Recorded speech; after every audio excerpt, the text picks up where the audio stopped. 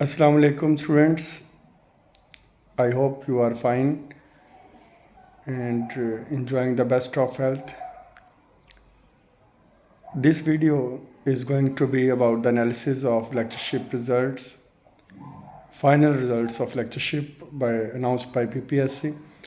And in this video I will also give the tips to the people who are going through their studies of BS or Masters.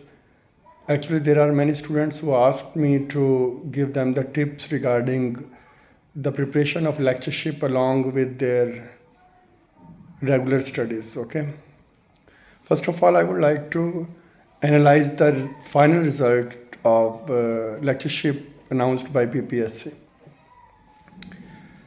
जब return result आया था female का तो मैंने एक analysis किया था कि बहुत से स्टूडेंट्स जो है ना वो इस गलतफहमी में रहेंगे कि बहुत कम स्टूडेंट्स पास हुए हैं, एक सीट के अगेंस्ट आलमोस्ट कोई दो भी नहीं बनते थे, यानी 1.25 का रेशो था कि कैंडिडेट जो है वो फाइट करने जा रहा है। But at the same time मैंने ये कहा था कि 40 मार्क्स जो हैं वो मेरिट रहा है रिटन टेस्ट का। तो ख़ुद ही अंदाज़ा लगा लें कि इंटरव्यू का कंपटीशन जो है वो कितना टफ़ होगा। और ऐसा हुआ भी कि अब जो रिज़ल्ट्स आए हैं, जो टॉपर्स हैं, ऑलमोस्ट जिन्होंने इसमें एलोकेशन ली है या एलोकेट हुए हैं, उनके मार्क्स जो है ना वो इंटरव्यू में 70 से अबव है। ठीक है। बहुत से स्टूडेंट्स ऐसे हैं जिनके टॉप में नाम आया है। मेरे 21 स्टूडेंट्स जो है ना फीमेल स्टूडेंट्स क्लियर हुए हैं। इनमें एक स्टूडेंट थी जिसके मार्क्स जो है ना वो 82 हैं इंटरव्यू में। ठीक है। इसके अलावा उसका मेरिट नंबर 18 बनता है, शायद 18 है मेरे ख्याल में। And she is from south Punjab. Okay. Any how, online interview की भी और रिटन टेस्ट की तैयारी की थी उन्होंने। और बाकी एक और स्टूडेंट है जिसकी 10th पोजीशन है, उसके भी 80 के राउंड मार्क्स हैं।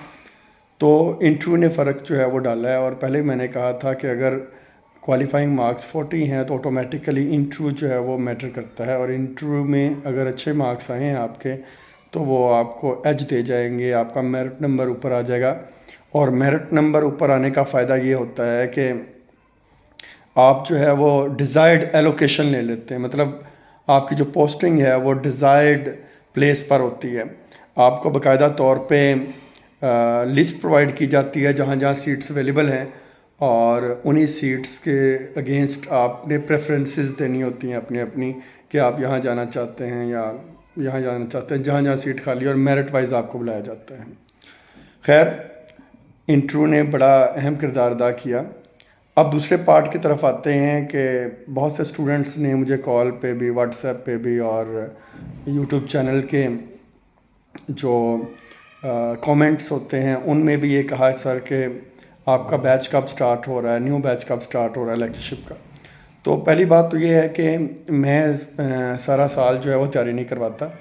मेरी एक रूटीन है कि जब कभी एडवर्टीज़मेंट जो है वो पब्लिश होती है पंजाब पब्लिक सर्विस कमीशन की तरफ से, तो या चांसेस होते हैं पब्लिश होने के, तो उससे थोड़े दिन पहले या एडवर्टीज़मेंट जब आ जाती है तो उसके फौरी बाद जो है वो क्लास शुरू हो जाती है। क्योंकि एडवर्टीज़मेंट के बाद भी आपको 2 से 3 मंथ्स जो है ना वो आराम से मिल जाते हैं। और in my point of view these months are enough to prepare for lectureship exams. Anyhow, कुछ स्टूडेंट्स BS के हैं, कुछ स्टूडेंट्स मास्टर्स के हैं, जिन्होंने मुझसे पूछा कि आप हमें कुछ टिप्स दें कि हम साथ साथ जो है वो तैयारी करते जाएं।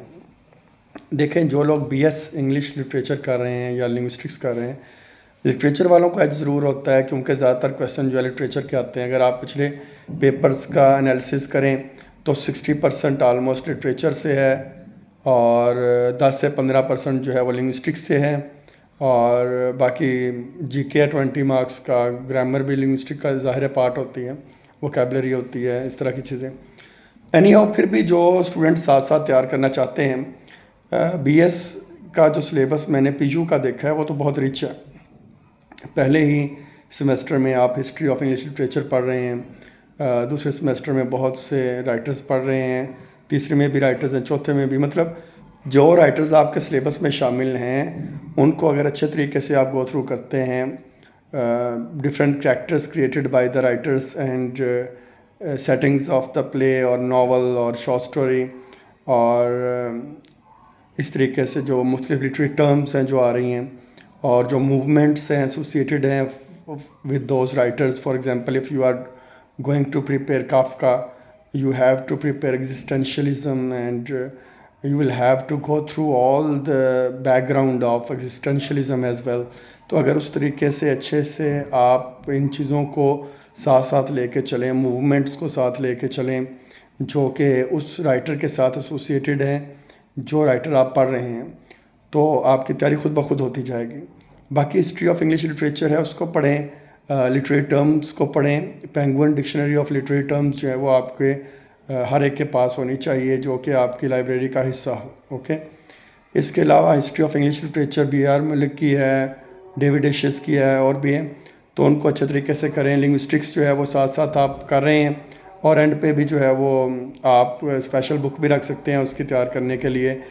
باقی اسپیشل لیکچرشپ گائیڈ تیار کرنے کی ضرورت نہیں ہے فی الحال آپ کو باقاعدہ طور پہ جو پریپریشن جب آپ نے اسٹارٹ کرنی ہے, اس کی اسٹارٹ کرنی ہے جب لیکچرشپ کی ایڈ وغیرہ آتی ہے, تو اس میں ٹیچر بک بھی ریکمینڈ کرتے ہیں. میں بک ایک دو کرتا ہوں. میری اپنی بک ہے کتاب محل پرائیویٹ لمیٹڈ کی, جو کہ بیسٹ سیلنگ بکس میں سے ہے لیکچرشپ کی حوالے سے. اینی ہاؤ, پھر بھی آپ جو کچھ کر رہے ہیں ساتھ ساتھ جو ہے اس کو اچھے طریقے سے اگر تیار کر لیتے ہیں تو I think it's enough for you for the time being. Okay, تو جن اسٹوڈنٹس نے کہا تھا کہ اس کے اوپر بھی گائیڈ کریں کہ ساتھ ساتھ کیسے تیاری ہوتی ہے, وہ میں نے کی ہے. کچھ اسٹوڈنٹ کا یہ بھی کہنا تھا کہ بی ایس کا جو سلیبس ہے مختلف سیمیسٹرز کا, اس کے اوپر ویڈیوز جو ہیں وہ آپ بنائیں. تو I will definitely make videos for those students as well, and it was a good suggestion from them, so I will try to make videos. تو چینل کو سبسکرائب کریں اور کمنٹ کریں, لائک کریں اور سبسکرائب کروائیں بھی. Thank you.